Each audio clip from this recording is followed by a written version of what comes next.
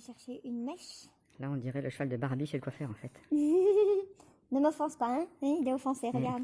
Il devient jument, non? On dirait une jument. Mais enfin. Avec ses petites barrettes. Mais non, pas du tout. C'est un système très pratique et très pragmatique anti-mouche. C'est pour affronter les mouches du printemps sans conjonctivite. Et pouvoir éviter le port du masque le plus souvent possible, être autonome du masque. Pourtant, c'est l'époque du masque. Mais justement, ah oui, Confiné. et des masques. Attention. Moi, j'évite les masques même pour mes chevaux. Personne n'y coupera.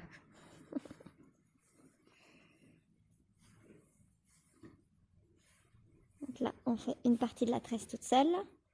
Et il y a un moment, voilà, je décide, bon ben c'est plus ou moins court, je décide donc ici d'introduire la dread dans la tresse, tout simplement. Alors, le début n'est pas toujours facile, il faut bien tenir. À partir du moment où elle commence déjà à être fixée en un point, comme vous voyez ici, c'est très très facile de continuer. Il faut bien serrer, hein, ça c'est important.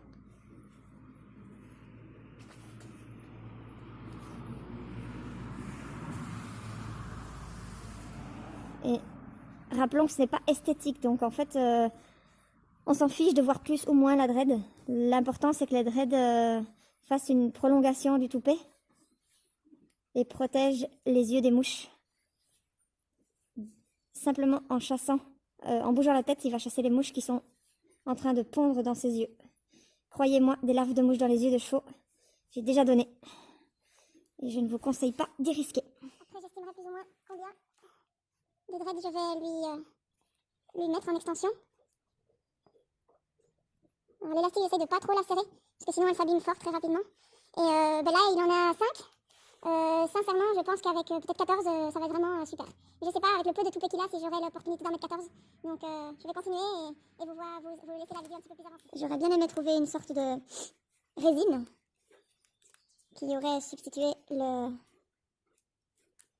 l'élastique. J'ai pensé à la résine de pin, mais c'est bien trop collant et pas réalisable en fait. Donc au final, optimalisons, ne soyons pas si perfectionnistes. Et puis on va rechercher une autre tresse et on va en faire d'autres, comme ça.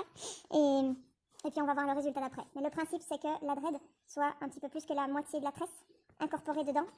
Et donc, non seulement elle est tenue avec l'élastique, sinon qu'elle est tenue dans la tresse elle-même. C'est pour ça qu'elle est bien stable.